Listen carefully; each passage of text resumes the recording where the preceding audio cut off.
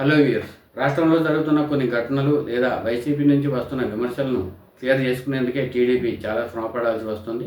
అయితే తాజాగా పార్టీలో జరుగుతున్న పరిణామాలు టీడీపీకి మరో తలనొప్పిగా మారాయి.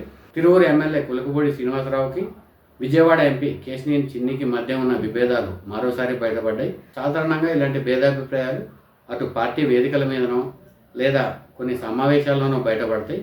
అయితే ఈసారి అనూహ్యంగా ఒక దేవాలయంలో వీరిద్దరి మధ్య ఉన్న విభేదాలు బయటపడ్డాయి. ఈ పరిణామాల నేపథ్యంలో టీడీపీకి మరో కొత్త తలనొప్పి మొదలైందని చెప్పవచ్చు.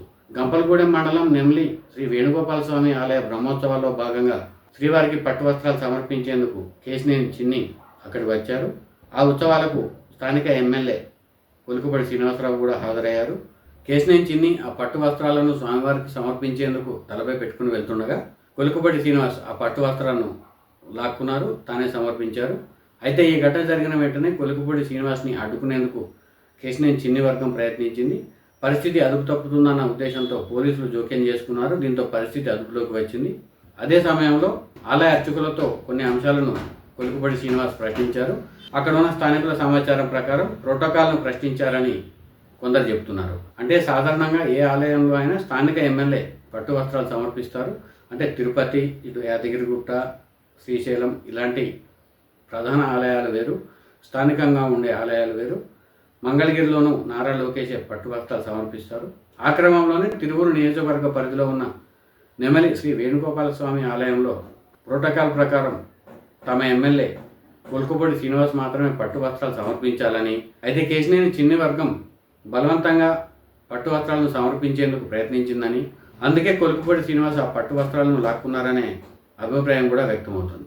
మొత్తం మీద వీరిద్దరి మధ్య వివాదం మరోసారి తెరపైకి వచ్చింది. వాస్తవానికి గత 2 ఏళ్లుగా వీరిద్దరి మధ్య వివాదం కొనసాగుతూనే ఉంది.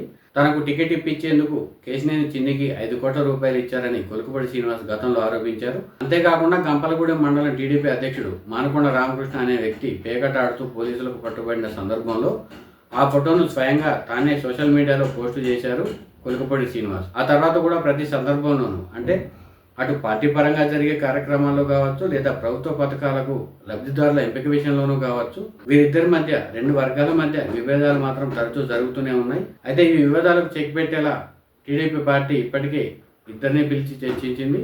కులుకుపూడి శ్రీనివాస్ కొన్నాళ్ల క్రితం పార్టీ క్రమశిక్షణ కమిటీ ఎదుట కూడా హాజరయ్యారు. దీంతో వీరిద్దరి మధ్య విభేదాలు సద్దుమణిగినట్టేనని చాలా మంది భావించారు. కొన్నాళ్ల పాటు వీరిద్దరూ సైలెంట్గానే ఉన్నారు.